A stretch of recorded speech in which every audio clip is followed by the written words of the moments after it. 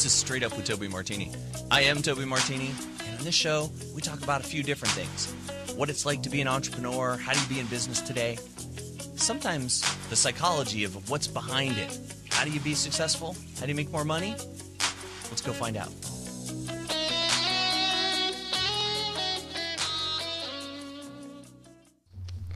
Hey, this is Toby. Welcome to the big show. It's Straight Up with Toby Martini.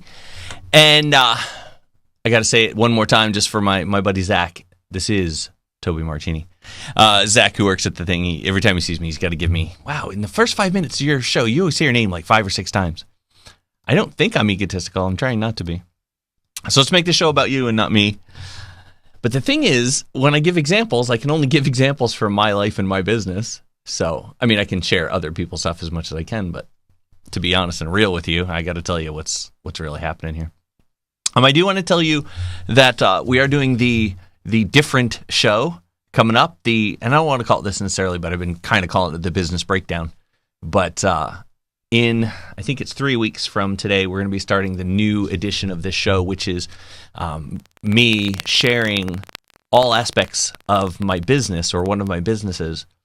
And Ken Queen, who's been on the show before, is going to be my consultant. And we're going to really examine the business to see what I do well, what I do badly, what I should stop doing, what I should add, how can I add systems around some things, which I've been doing. That's what we're going to talk about today, systems. I've been trying to get better at that. But we're going to really kind of tear apart that business and go, here's why it's not making $40 million a year, and maybe one day it will. And so it's good for me because I get a little consulting. It's good for him. He gets promotions. You get to see what kind of a guy he is, and maybe he'll have his own show. You'll watch him, or maybe you need some direct business consulting yourself. He'd be a good guy. And then it's good for you no matter what your business is, because even if you're in a completely different business than mine, we all have the same 5 or 6 types of things that are always going to need to be done in a business, right? Sales and marketing and accounting, customer service, customer retention, those sort of things. What's your system for intake on a client? What's your system for everything? Well, I want to talk about that today, kind of as a preface, because I'm becoming more and more interested in making everything systematized. But that show, I don't have the date in front of me, but what's 3 weeks from now? Mid-April, and I'm not sure if it's the 17th or 24th. I have to talk to Ken. He's been out of the loop for a little bit, had some health concerns. Hopefully all is working out better. But right now we're planning about 3 weeks. It's either 17th or 24th. We're going to market it. We're going to push it. I would like you to share with people. If you know anybody who's wanting to be in business and wants to get some good examples of what to do and what not to do before they get entrenched, or somebody who's been in business a year, maybe 2, and it's not hitting on all cylinders. They could watch this show, see how I do it, see if I do something good, they can model it. If I do something badly, they can change that at the same time I change mine. So I think it's going to be a pretty good show. It's kind of like one of those, like a restaurant rescue, that kind of a show where we see what works and what doesn't work. We're not going to have one of those big, crazy personalities screaming and yelling on it, though. But it should be fun. A little scary for me because, it's all transparent and, wow, look at my stuff. What's the worst that can happen? I do want to mention our sponsors. Sponsors of this show are New Urban Suites, which is newurbansweets.com, SUITES. New Urban Suites is a super cool office building in Ybor City. If you're anywhere in Tampa Bay, Ybor's kind of the good center, right? You can get to Brandon or Carrollwood or anywhere, St. Pete, Clearwater. It's kind of the middle, so that's pretty good. But it's a really cool building. It's got a good vibe, lots of cool people who work in there. The people who work for New Urban Suites are great. They have virtual reception and such like that. It's good, folks. So check that out, newurbansuites.com. And also, the people at SCORE, and SCORE for us here locally in the Tampa Bay area is pinellascounty.score.org. And that's the Pinellas County side. There is a Tampa version. I haven't really talked with those people. I tried once or twice. I'm sure they're fine. I'm sure they're nice folks. But I'm really connected with the Pinellas version, so pinellascounty.score.org. And I do a workshop or two for them, but I'm not one of the mentor counselor sort of people. But the deal is anything you got going on in your business, they have somebody there who's done it, who knows it, who's done it for years, and can help you get through that. And if you need a little help figuring out what you should be doing, right, it's really good to get that. It's free. It's part of SBA, so it's a government-funded thing. And it's just a really super bunch of folks. And they're volunteers. They're not paid to do that. They do it because they like to see entrepreneurs work. They want to see a business owner get a business going and then do that next step, right? Which is the stuff we're talking about today. And the stuff I want to talk about today is the E-Myth thing. And the E-Myth thing is the E-Myth Revisited is a book by Michael Gerber. And I had read it, I don't know, maybe more than 5 years ago, less than 10, maybe 7 or so years ago. Like I say, I read like crazy. I probably read, it's a little less right now, but on average, about 2 books a week. And so I'm totally input, and I read all this stuff. And then a question comes up sometimes like, well, how much do I retain? And I'm rereading the E-Myth. I'm almost done right now. I've been reading it for the last couple of days. And I'm shocked at how much of it is in my head. Right? I read through it and I go, oh, I remember this story. I remember this thing. I remember this advice. Some of which I've done, most of which I have not. Because it is nominally for a different personality type than mine. He writes as if everybody could and should just do it. But it's hard for some of us. I'm a people person. I'm a people person. I'm a wing it guy. I'm not a planner. You might have gathered. So it's hard for me to think of everything needs a system, which is what he's really pushing, which is what he's really saying. But I will tell you, there's a lot of good business books out there. I've read dozens and dozens of them, right? I can name 4 or 5, I may even today, that I think almost everybody should read, just because it's really good stuff. And I will tell you what, most of those are marketing books, right? Because you know how to do your widget, you know how to do your product, your service. What you probably have the hardest time with is a little bit of sales, but mostly getting people aware of your stuff. I know a lot of people, including myself, who've sat around going, this works really good. The people who do it love it. The people who buy it really enjoy it. The people who use this really seem to get something out of it. I get good feedback, right? I get good testimonials. If only more people knew, they would buy it too. Right? It's just common. Everybody kind of does that. And so you got to get better at marketing. So I'm usually sharing marketing books with people. But I will tell you, if you're a business owner or you want to be a business owner, you should read the E-Myth. And it's not the best book in the whole world. It's good. I don't know what the best book in the whole world would be, actually. So it might be. A lot of people think, Think and Grow Rich might be the best book in the world, but I don't know. Or the Bible. Obviously, that's a big seller. But in the world of being in your business, I think the E-Myth does such a really great idea. It does a really great job of getting you to not look at your business as a glorified technician, right?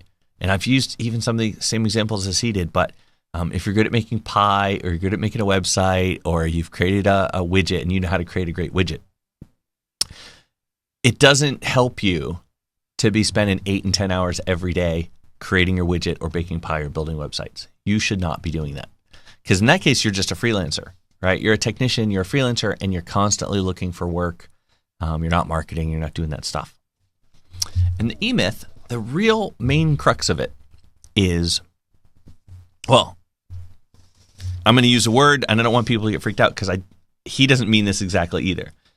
But like franchising, and he doesn't mean go franchise your business or go buy a franchise. But he does mean make your business with systems that work so they would work without you there. So that you can bring people in, they can see your system and handle your business.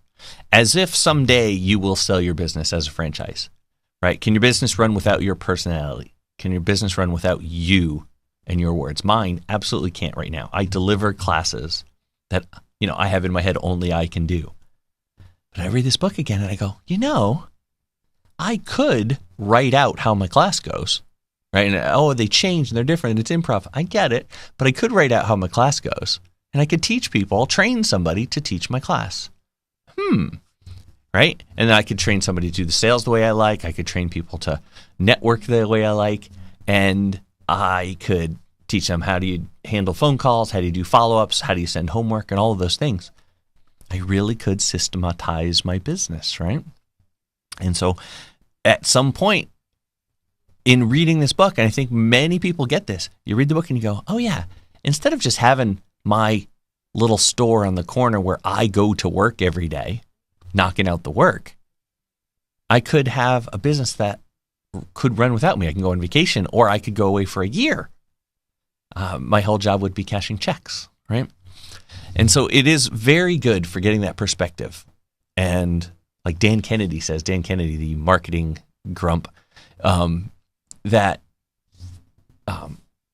everybody always says, well, that sounds great, but my business is different, right? That would work for this, that, and the other guy, but it won't work for me because my business is unique. Yeah. I'm sorry, your business is not that unique, right? It runs on a lot of the same service systems, right? You need marketing, you need sales, you need accounting. If you're not doing some of those, your business will fail. And then the E-Myth thing about that is, could you just create a system that's easy, right? What do you do now? How could you write that out so that you could bring somebody in and teach them that part? And that's pretty cool, right? And so E-Myth is the entrepreneurial myth. The thing that we all think is, I'm good at my one bit. I'm going to go take that out and people will just flock to me and buy my stuff. And why 80% of businesses fail in the first year and 80% of those fail within 5 years, right? Or go out of business. Doesn't mean they fail. Maybe somebody got everything they wanted out of their business, but usually it's they failed. The thing about that is because they're good at their job, they're good at the technical aspects of their business, but they're not a good visionary. They might not be a good entrepreneur, and they're not a good marketer or not a good accountant. And they don't get big enough, fast enough to hire those pieces out. So I think it's really cool. And I've had a couple of real hits lately about how you should systematize everything. Dan Kennedy, who I mentioned earlier, he's like, you probably have a business plan. Well-run businesses have an operations manual, which is what E-Myth talks about, getting an operations manual. But Dan Kennedy says, yeah, an operations manual, you know how long, how cold should the burgers be when you put them on the grill, how long till you flip them, how long till they cook, how much of a pickle, how much, all of that is operations. How do you wash your hands? All those things. What's the costume? What's the uniform supposed to look like? So you might have an operations manual, but do you have a marketing manual? Do you have a thing where you could bring in somebody, teach them how you market your business, and then they could do it, right? And I guarantee most of us don't, right? Most people are, I've heard I should be doing Facebook, and then they go hit Facebook. I heard I should send out an email newsletter, right? And so you get some, and then you do it on some weird schedule. But the world of systems, again, totally not my normal thing, but I'm really getting the value of having it.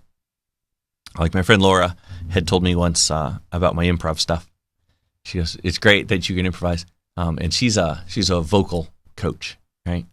And she goes, "But I don't go sing every time I talk to somebody about being a client," like that. Like, oh yeah, improv on stage, improv in workshops during your speech, if that's the thing. But don't improvise your accounting. Don't improvise your marketing. Okay. For me, I really need that because I want to improvise everything. For you, maybe you're just skipping it, right? Nobody wants to do their accounting, so it gets done last, which usually means it doesn't get done. Bummer. Yeah. So that's the thing about that. I highly recommend, even if you're not a big reader, you don't want to read 100 books, I get it. Read the E-Myth. It's pretty good. Yeah. And he's got a story. It's couched in a story about a woman who has a pie company, and she's ragged because every day she's making pies and cleaning the building and doing a lot of stuff. And she's gone crazy because she's working in the business. She's like an employee of her own business. This comes from the E-Myth, but Dave Buck, who's at Coachville, he works with entrepreneurs too. He says, yeah, you quit working so that you could have your own business. But you're working in it, so it's just another job, and your boss is a lunatic, right? Because your boss doesn't know everything that needs to get done, right? Being the boss in that case. You don't know everything needs to get done. You don't have a schedule, and you don't have a system. You don't have a checklist. So you do whatever you want, whenever you want. And for most of us, that means doing what you find fun, right? Many coaches and authors and speakers, we're creators. So we'll write a lot of content. You write books and write blogs and all that. And I said books and blogs, but mostly they're just writing. They're creating content, and it's not getting out. Because again, there's no system. There's no calendar that says, I'm writing, a chapter this day, a chapter that day, a chapter that day, and then I'm sending it to an editor on another day, and I'm sending it to a printer on another day. Those are just some thoughts we have, but they don't get scheduled, right? Because there's no system.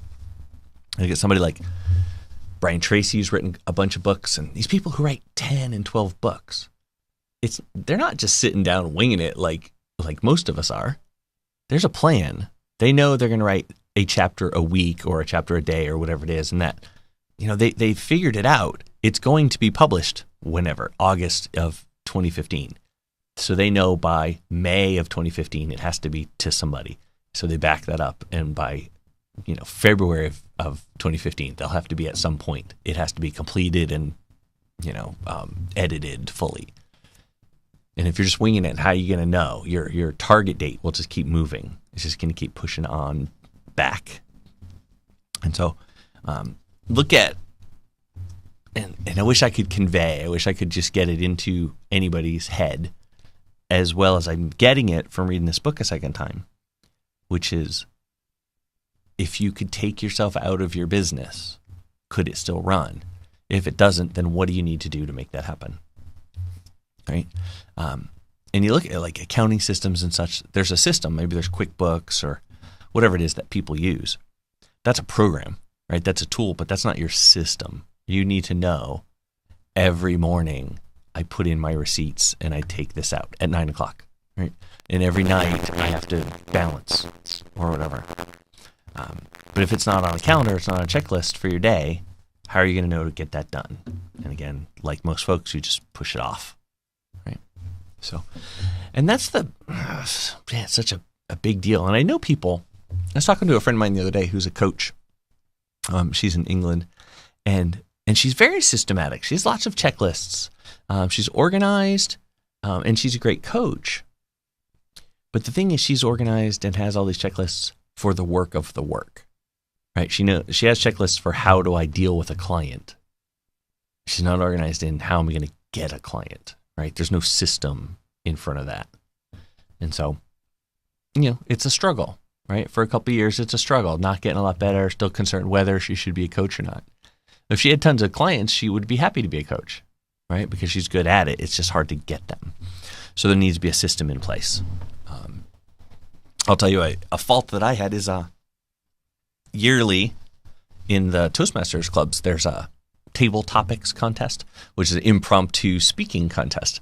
And people will participate at their club level and win. You go to your area level, you go up to your division level, you go up to your district level. And so at the end, one person wins out of 30,000 people or something like that. And for the last few years, I've done a table topics workshop. Again, I'm good at that because I'm an improviser. So I teach people how do they do the table topics. I just realized the season's already just happened, right? It's just now happened. They did area contests, and I didn't do my workshop. Like, what?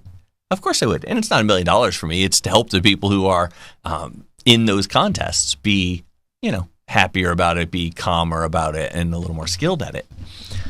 And I just didn't do it because I didn't have it in my calendar. I forgot to do it. Right? And so like Dan Kennedy said, I'm doing random acts, right, in a hopeful way. If I had put something out, I would have had 5 or 8 or 10 people come to that. And now it's like, oh, I'm too late. Why? Because I didn't think of it. Right? And you can't count on your big brain to always think of what needs to get done. Some things are gonna slip. Right? And so having a checklist for everyone.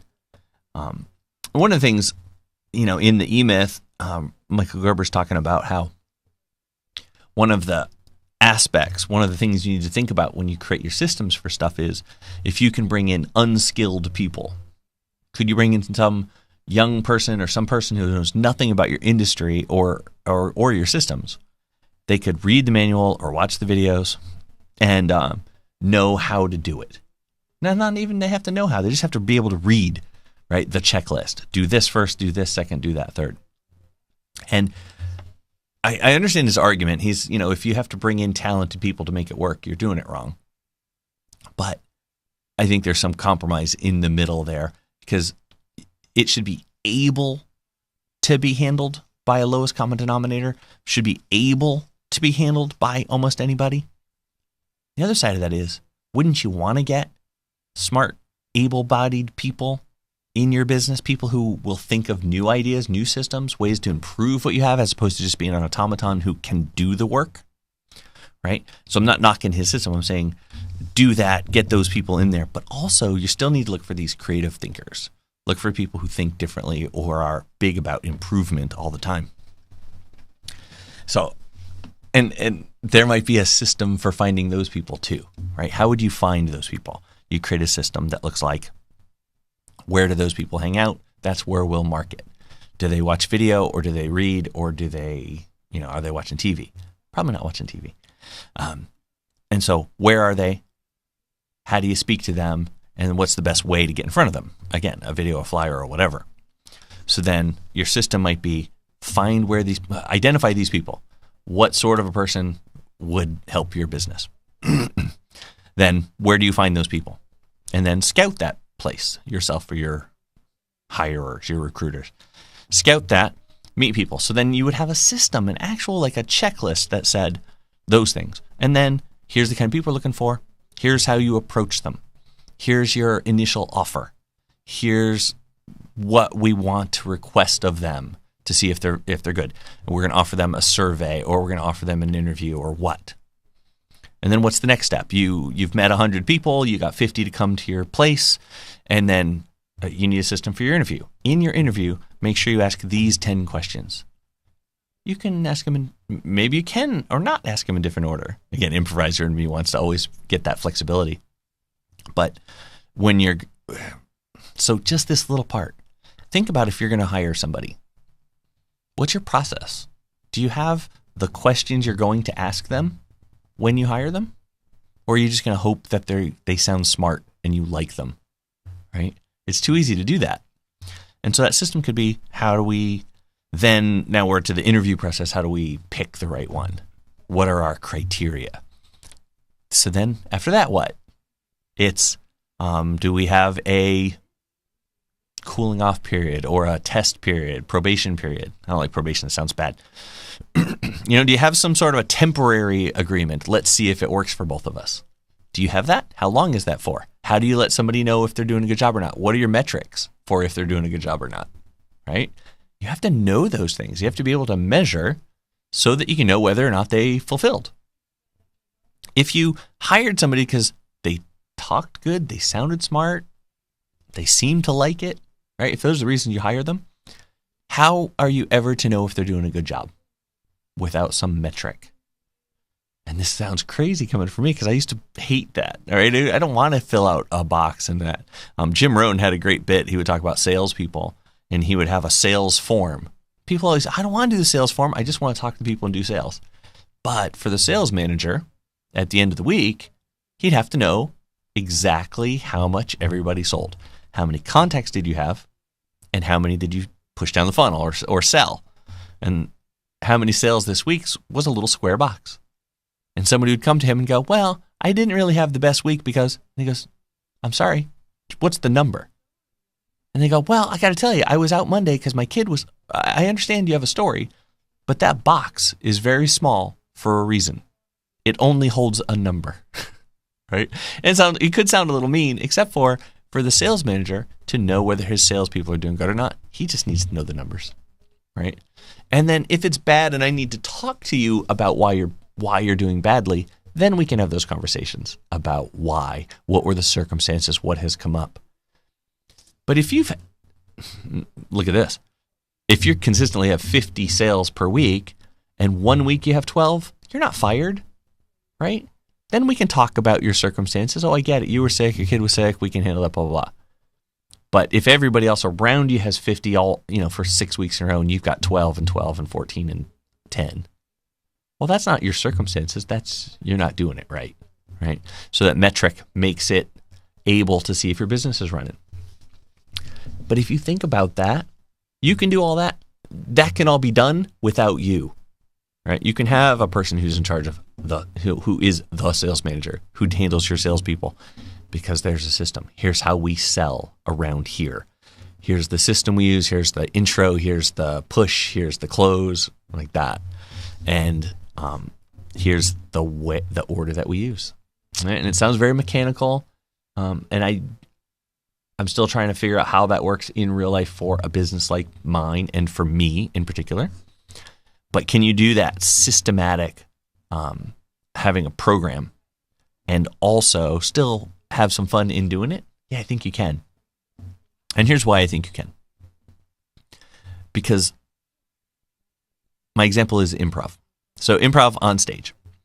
Mostly people who are not in improv think you just jump up there and say whatever you want, right? But if you think about that objectively, that wouldn't work, because people would just say whatever they want. Banana, horseshoe, Albuquerque, right? And somebody would go, hey, I brought you a lizard donut. And you'd go, oh, tuna fish sandwiches. Like, that's crazy. You wouldn't just do anything. That doesn't work. So there are formats for improv. There are structures that we can use. And, of course, the infamous yes and, everything you say is true. Let's use that and move forward. But what I found by doing improv for years and years and years is having a restriction, having a structure, having things you can do and things you can't do allows you to be more creative. And it's crazy almost to say the restrictions allow for creativity, but they do. Knowing you can only use words, you can't use a word with the letter M, forces you to use your other words more creatively. A more concrete example for most folks is just in writing. Think how a sonnet works, right? If you studied sonnets in school, right? It's a poem, but it has a very distinctive set of parameters. I may get this wrong. I'm very likely to get it wrong. I think they're 14 lines, and they're in either iambic or iambic pentameter, right? They have to go in a certain structure, in a certain rhyme scheme. A haiku is 5 lines, some number of syllables, some other number of syllables, some number of syllables, right? It has to work that way. So that's the structure. But are you telling me that a haiku is not creative? Of course it is. They're not all alike, because that restriction forces you to be more creative in the situation. And to bring that all back to your business, you can have a system with checklists and the way it should go. What that does is it frees up your cycles. It frees up your brain to not have to worry about, oh, how do I do a sales call again? What's my process for hiring somebody? I don't remember. I have to think back. Oh, what do I do? And then, then you have the fretting. Oh, I forgot a step. I might have picked the wrong guy because I skipped a step. Well, if you have a system, you don't have to fret. You don't have to be concerned about how it's going to go. You just know it's bang, bang, bang like that. Then that will allow you freedom to talk otherwise, right? To have fun around it. Knowing that the basics of the work is handled, you can have fun with the rest of it. Yeah? So that's what I wanted to tell you about today. This is the stuff I've been thinking about. Thinking about the E-Myth. And I'll tell you, being a business owner is not the be-all, end-all, right? If you read the Robert Kiyosaki stuff or something like the E-Myth, and a lot of folks will tell you, I think Dan Kennedy's even saying this nowadays. If you're a business owner, you've just switched your job for another job. You have more responsibilities, but you have to be there all the time, and you work too hard, and you don't like your boss, maybe. And an entrepreneur is somebody who starts a business because it fills a gap, and it's going to morph. It's going to change. There's going to be new directions. A business owner, if they're in business and you come back to them 5 years later, the business looks much the same. It might be a little bigger. They might have hired a person or two, but it's much the same. An entrepreneur, the business might be completely different. It might have pivoted once or twice, or it might have added a couple of sections, right? A couple of divisions, right? They're no longer in the I'm a speaker business. They're in I'm a speaker and I do coaching and I do videos and I sell a book and I sell a DVD and I have a TV show, right? Like that. And who knows what else they might have, right? They could have a breakfast drink, right? A nutrient supplement, a power, some exercise tool. Who knows, right? But an entrepreneur is somebody who's always looking for what else do people need, right? The things that I know, how else can I distribute that? How else can I make that valuable to people, right? And then, so it's a different thing. But in order to be an entrepreneur, or even a business person, but to be an entrepreneur, you're going to have to create some systems, or you're just winging it all the time. And never let it be said that I said anything bad about winging it, because I'm a big fan of the winging it. But you need some structures and all that to relieve some of the pressure, giving you more opportunity, free cycles in your brain, and more free time to do the stuff that you find fun. Winging it when you're talking to people, winging it when you're speaking to anybody, for winging it when you're trying to create something and you're trying to let your creativity fly. That's when you need to totally wing it. So I'm looking at structure allows for creativity. So I hope that's valuable to you. I hope you find it interesting. Definitely read the E-Myth. I would also suggest, Michael Port, his stuff, Book Yourself Solid, really, really good. It's a marketing book. But you need some good basics books, right? Before you start. Well, not before you start, but it will help you in your business. It seems like every entrepreneur loves Think and Grow Rich. I think it's got a lot of value, but that's a good, like a basis, a foundational book. So I would recommend those 3 books. And I've got a bunch of others. If you already got that handled and you're making systems and you want some others, we'll talk about more books another day. For now, though, I'm going to kick out of here because that has been our half-an-hour show. And next week, I'll give you an update to tell you for sure when we're going to do that kind of a business tear Toby apart show. See how that looks. And I hope you have a fantastic week, and I'll see you next week. Jen, you ready to knock out? Here we go. Bye-bye.